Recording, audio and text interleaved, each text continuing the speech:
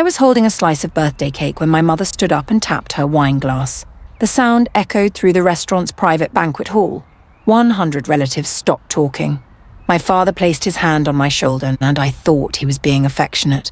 Then he squeezed harder, holding me in place. My mother cleared her throat. "Tonight we've gathered you all here for an important announcement," she said. Her voice was steady, practiced. "We are officially disowning our daughter Maya." The room erupted. Gasps, whispers, someone dropped their fork. I stood there, frozen, still holding that stupid piece of cake. "What?" I whispered. My father's grip tightened. "You've embarrassed this family for the last time," he said loudly, making sure everyone heard. My mother smiled. Actually smiled, like this was her greatest achievement. It was my 27th birthday. They had planned this entire dinner just to humiliate me in front of everyone we knew. My name is Maya Richardson, and I'm 27 years old. I work as a graphic designer in Seattle. People always told me I had a picture-perfect family. Big house, successful parents, 2 siblings who seem to have their lives together. But perfect families don't exist. They're just families that hide their problems better. My parents spent years controlling every aspect of my life, where I worked, who I dated, how I spent my money. They disguised it as love, as concern, as family tradition. I believed them for too long. That birthday dinner wasn't just cruelty. It was calculated. They had been planning my public destruction for weeks, maybe months, and I had walked right into it, believing they actually wanted to celebrate me. The moment my mother announced the disownment, I understood something important. This wasn't about me being a disappointment. This was about them needing a scapegoat. And I had just been sacrificed. Growing up, I was the middle child. My older brother Marcus was the golden son, star athlete, business degree. Everything he touched turned to gold in my parents' eyes. My younger sister Vanessa was the baby, spoiled, protected, forgiven for everything. Then there was me, the responsible one, the mediator, the one who cleaned up everyone else's messes. When Marcus got arrested for drunk driving at 21, I convinced the family lawyer to help him. When Vanessa dropped out of college twice, I helped her find jobs. When my parents needed money for their business expansion, I gave them my savings, $20,000. Every time I sacrificed something, they expected more. It was never enough. I could never be enough. My achievements were dismissed. My struggles were ignored. But my mistakes, those were broadcast to the entire family. I thought if I just kept trying, kept proving myself, they would finally see me. I was wrong. I worked at Creative Pulse, a mid-sized design agency downtown. My boss, Patricia, was tough but fair. I had been there for 4 years, slowly climbing the ladder. I was good at my job, really good. Clients requested me specifically. My designs won awards. But my parents couldn't stand it. They wanted control, even at my workplace. My mother would call the office pretending to be concerned about my well-being. She once told Patricia I was fragile and needed gentle handling. I was 25 years old. My father showed up unannounced twice, demanding to speak with my supervisor about my work hours. He said I was working too much, that the company was exploiting me. The truth? He hated that I had something they couldn't control. Patricia pulled me aside after the second visit. "Maya, I need you to handle your family situation," she said. "It's affecting the team's perception of you." I was humiliated. My own parents were sabotaging my career. The favoritism in my family wasn't subtle. When Marcus bought a new car with money from his trust fund, my parents threw him a party. When I got promoted to senior designer, my mother said, "Don't let it go to your head." When Vanessa quit her 3rd job in 2 years, they supported her journey of self-discovery. When I mentioned feeling burned out, my father said, "Life is hard. Deal with it." Every family dinner became a performance where Marcus and Vanessa were the stars, and I was the stagehand. They talked about their accomplishments, their plans, their dreams. When I tried to share something from my life, the conversation shifted within minutes. I started going to fewer dinners, Making excuses, creating distance. That's when the guilt trip started. Family is everything, my mother would say. You're being selfish, my father would add. But the truth was simple. They didn't want me there because they loved me. They wanted me there because I served a purpose. 3 weeks before my birthday, my mother called. "We're planning something special for you," she said. Her voice was warm, almost loving. "A big dinner. The whole family. You deserve to be celebrated." I felt something stir in my chest. Hope, maybe. After years of feeling invisible, they finally wanted to acknowledge me. "Really?" I asked. "Of course," she said. "You're our daughter. We love you." I should have known better. I should have questioned why they suddenly cared. But I was desperate for their approval, their validation, their love. I said yes. I even helped plan it, suggesting the restaurant, confirming the date, reaching out to relatives. I thought I was finally being included. I didn't realize I was organizing my own execution. The signs were there. My siblings stopped texting me. Cousins seemed awkward when I called. My aunt changed the subject whenever I mentioned the dinner. But I ignored it all, clinging to the fantasy that my parents had changed. Back in that banquet hall, my mother continued her speech. "Maya has repeatedly disrespected our values," she announced. "She's rejected our guidance, abandoned family responsibilities, and chosen her own selfish path." My father nodded, playing his part perfectly. "We've tried everything to help her," he said, "but she refuses to appreciate what we've done for her." Lies. Every single word was a lie, but people were nodding. Some looked sympathetic toward my parents. Others stared at me with judgment. I could see phones being raised, recording this moment. My public humiliation would be permanent, shareable, viral. My mother raised her glass. "We're officially cutting ties with Maya. She is no longer part of this family." People actually clinked their glasses, like they were toasting my destruction. My cousin Alex looked uncomfortable, but he didn't speak up. My aunt whispered something to my uncle, but nobody defended me. Not one person. I stood there, surrounded by 100 relatives, and I had never felt more alone. I didn't cry. I wanted to, but I refused to give them that satisfaction. My mother was watching me, waiting for tears, for begging, for a scene.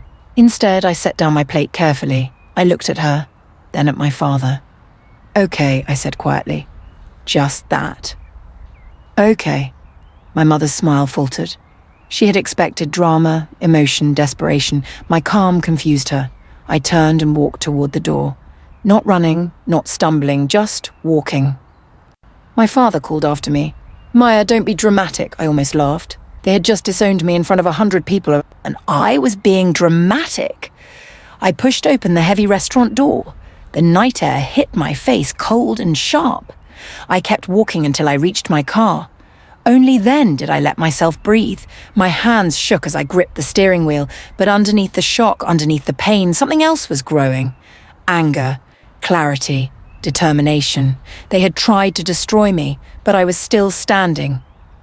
And I wasn't going to stay destroyed. The next morning, my phone exploded. Text messages, missed calls, voicemails. Most were from relatives asking what I had done to deserve being disowned. What I had done. Some messages were sympathetic, but in that fake way that demanded gossip. "Are you okay? What happened? Tell me everything." I deleted them all, but the damage had already spread beyond family. Someone had posted videos from the dinner on social media. By noon, 3 different versions were circulating. The comments were brutal. She must have done something really bad. Her parents had looked so hurt. Narcissist daughter gets what she deserves. Nobody knew the truth. Nobody asked for my side. I was already convicted in the court of public opinion. I called in sick to work, which was stupid because I needed the distraction. I spent the day in my apartment staring at the ceiling, replaying every moment. And then I started thinking clearly. If they wanted me gone, I would disappear, but not in the way they expected. Monday morning, I returned to work determined to act normal. I failed. Patricia called me into her office before lunch. Her expression was carefully neutral, which meant bad news. "Maya, your mother came by this morning," she said. My stomach dropped. "She expressed concerns about your mental state. She said you've been unstable and suggested we monitor your workload." I felt my face flush. Even after disowning me, she was still interfering with my job. "Patricia, She held up her hand. I told her we can't discuss employee matters with non-emergency contacts. "But Maya, this is becoming a pattern." A pattern. My mother had successfully planted doubt. Not just about my competence, but about my stability. "I understand," I said quietly. Patricia softened slightly. "You're talented, but you need to figure out your personal life before it destroys your professional one." I left her office feeling hollow. My parents had taken my family. Now they were coming for my career. But as I sat at my desk, something hardened inside me. I wasn't going to let them take anything else. That night, I started building my case, not for a lawsuit, not for revenge, for freedom. I created a folder on my laptop and labeled it Evidence. Then I started gathering everything. Bank statements showing the $20,000 I gave my parents, text messages where they demanded money for family emergencies, emails proving I had paid for Vanessa's rent multiple times, call logs showing my mother's constant interference at my workplace, screenshots of my father's threatening messages when I didn't respond fast enough, every guilt trip, every manipulation, every instance where they treated me like property instead of a person. The pattern was clear. They had been using me financially and emotionally for years, and when I started pulling back, they panicked. The public disownment wasn't rejection. It was them cutting me off before I could realize how much they had taken from me. They had underestimated me. They thought humiliation would break me. Instead, it woke me up. A week after the dinner, my co-worker Brandon mentioned something casually. "Hey, North Star Designs is hiring. They're looking for senior designers with your skill set." North Star was Creative Pulse's biggest competitor.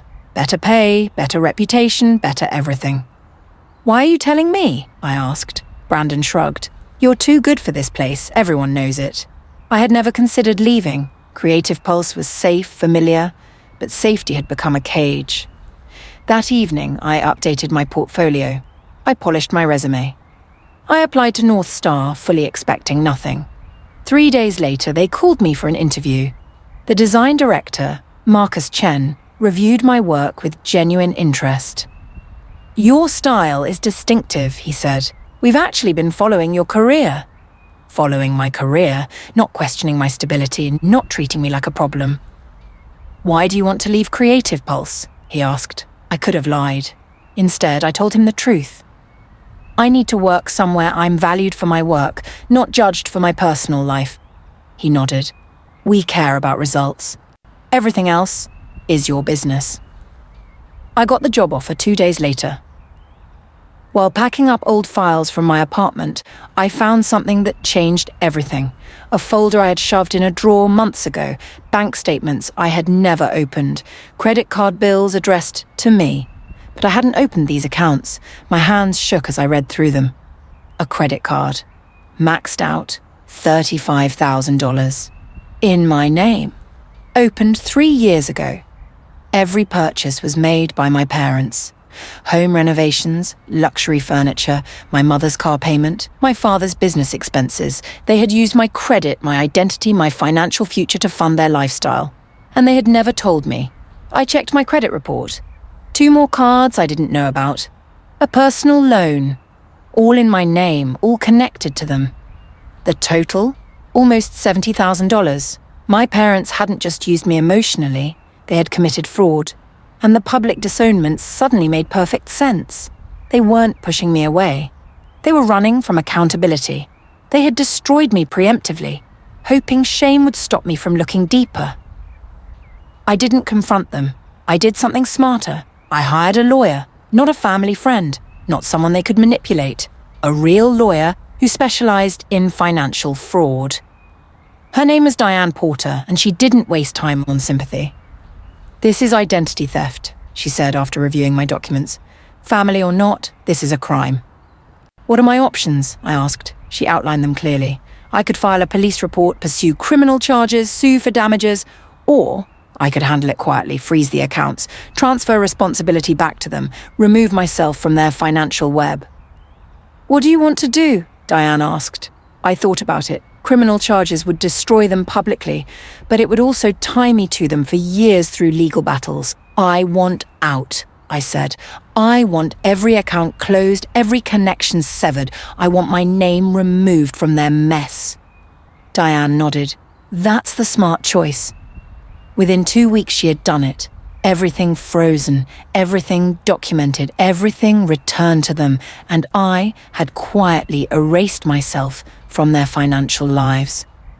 The fallout started faster than I expected. My Aunt Brenda called me out of nowhere. "Maya, your parents are desperately trying to reach you," she said. "They say it's urgent." Urgent. Of course it was. "What do they want?" I asked.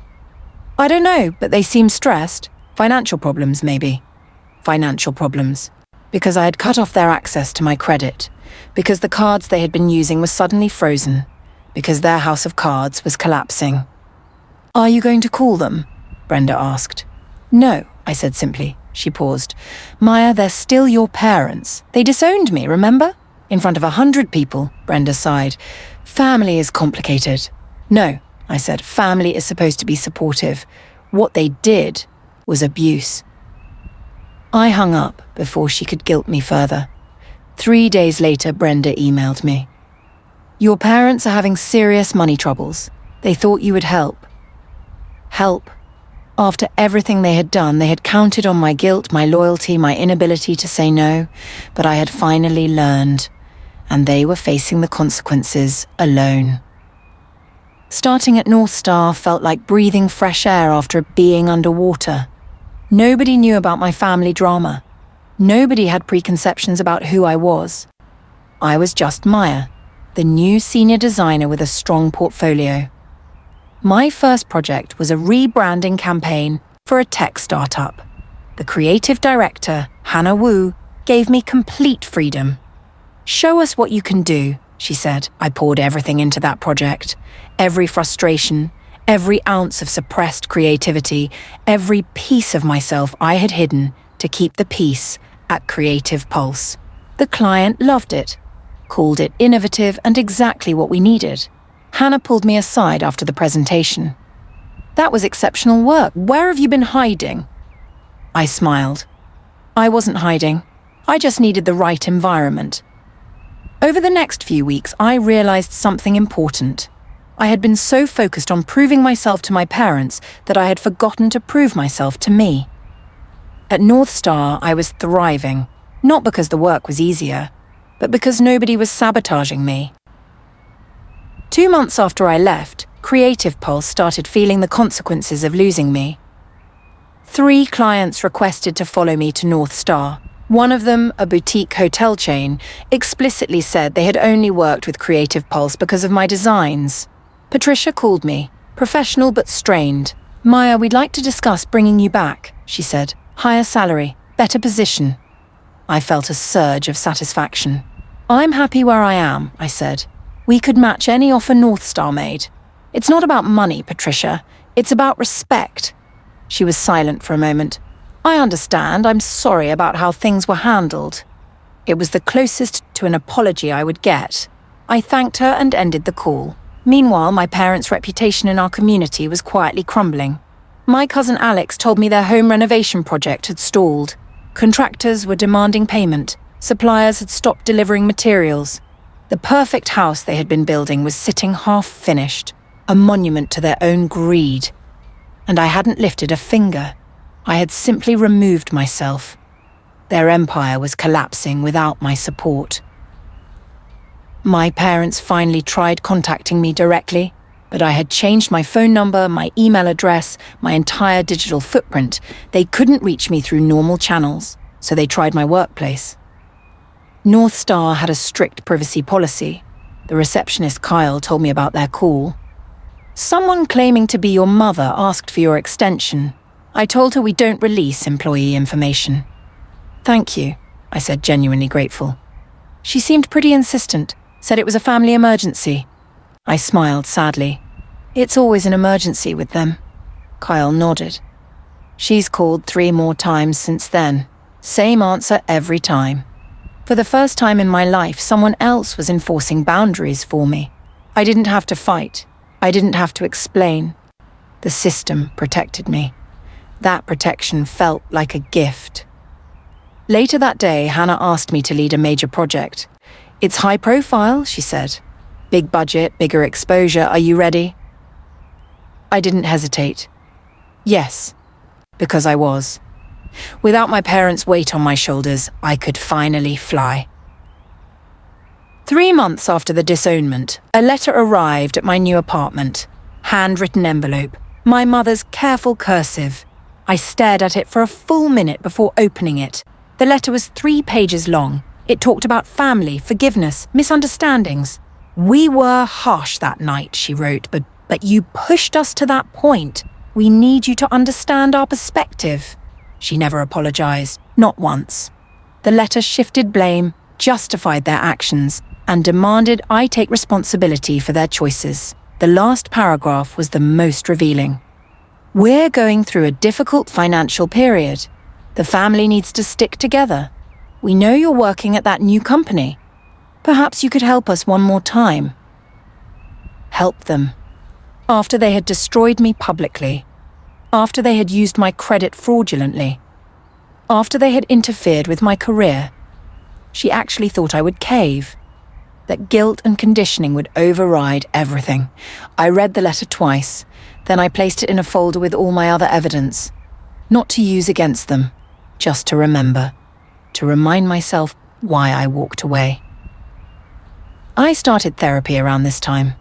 My therapist, Dr. Ramona Hayes, specialized in family trauma. You've been carrying other people's weight your entire life, she said during our 3rd session. It's time to put it down. I cried in her office. Not sad tears. Relief. Someone finally saw what I had been going through. She taught me about enmeshment, codependency, narcissistic family systems. She gave me language for things I had felt but couldn't name. Your parents didn't disown you because you failed them, Dr. Hayes explained. They disowned you because you were succeeding in ways they couldn't control. That perspective shift changed everything. I stopped seeing myself as the problem. I started recognizing myself as the solution. I decorated my apartment, bought plants, adopted a cat named Widget. Small things that made my space feel like home. I joined a book club with co-workers, started hiking on weekends, built a life that was mine. And slowly the pain of that birthday dinner faded. Not forgotten, but transformed into something else. Strength. 6 months after everything started, my Aunt Brenda called again. Maya, I thought you should know, she said carefully. Your parents are losing the house. I felt a complex mix of emotions. Not joy, not quite sadness, just inevitability. What happened? I asked. The renovation loan went into default. She paused. Without additional income, they couldn't keep up payments. Without my credit. Without my money. Without me propping them up. They're looking at foreclosure, Brenda continued. It's really bad. Part of me wanted to feel guilty. That conditioned response was still there, but I pushed it down.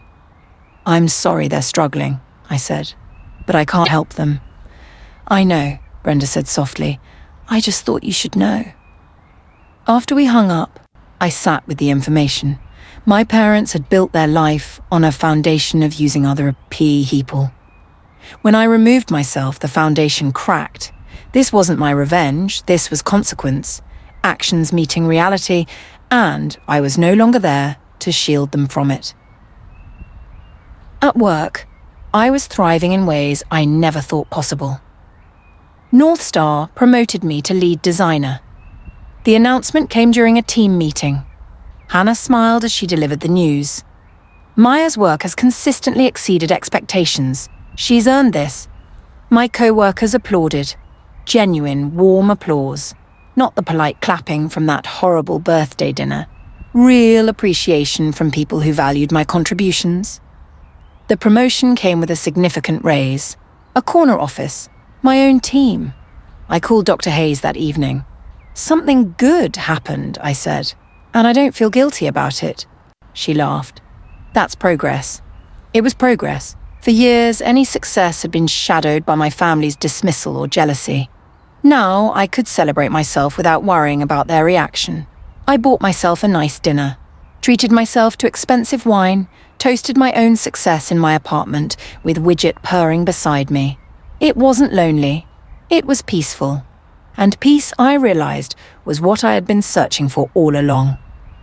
A year after the disownment, I ran into Marcus at a coffee shop, my brother, the golden child. He looked uncomfortable when he saw me. "Maya," he said. "Hey." "Marcus?" We stood there awkwardly. Finally he spoke. "I'm sorry about the dinner, about everything." I waited. "Mum and Dad, they're not doing well," he continued. "The house is gone, Dad's business is struggling. They're living with Vanessa now." Part of me wanted to ask if they ever acknowledged what they had done to me, but I already knew the answer. "I hope things get better for them," I said. "But I'm not coming back." Marcus nodded. "I get it. If it helps, I think they know they messed up. They're just too proud to admit it." "That's their choice," I said, just like leaving was mine. We talked for a few more minutes. It wasn't reconciliation, but it was closure. As I walked away, I realized I didn't hate them anymore. I had just stopped letting them matter. And that felt like victory. 2 years after everything started, I celebrated my 29th birthday. No huge party, no 100 relatives. Just 5 close friends from North Star and my book club. We had dinner at a small Italian restaurant, laughed over wine, ate too much tiramisu. Nobody recorded it. Nobody performed. It was just real, genuine connection. My friend Priya raised her glass. "To Maya, who inspires us with her strength and kindness." The others joined in. "To Maya." I felt tears building, but happy ones this time. "Thank you," I said, "for seeing me." After dinner we walked through the city, talking and joking. I felt light, unburdened, free. When I got home that night and I looked at my reflection in the mirror, the woman staring back was different from the one who had stood in that banquet hall 2 years ago, stronger, calmer, whole. I had rebuilt my life from nothing, and it was a better life than I had ever imagined possible. No parents, no family obligations, just me choosing my own path. And that was enough. People think revenge is about hurting the people who hurt you. It's not. Real revenge is building a life so complete that they become irrelevant. My parents tried to destroy me publicly. They wanted me broken, desperate, begging for their forgiveness. Instead, I disappeared. I became someone they couldn't touch, couldn't manipulate, couldn't control. Their life fell apart because it was built on using others. When I stopped being available to use, their house of cards collapsed. I didn't need to push. Gravity did the work. I'm 30 now, lead designer at one of the best firms in Seattle. I have friends who actually care about me, a therapist who helps me heal, a cat who greets me when I come home. It's not a perfect life, but it's mine. My parents taught me an important lesson, though not the one they intended. They taught me that family isn't about blood. It's about respect, support, and genuine love. And when those things don't exist, walking away isn't betrayal. It's survival. Sometimes the most powerful revenge is simply living well, building happiness they can't touch, finding peace they can never disturb. That's what I did, and it's the best revenge I could have ever imagined.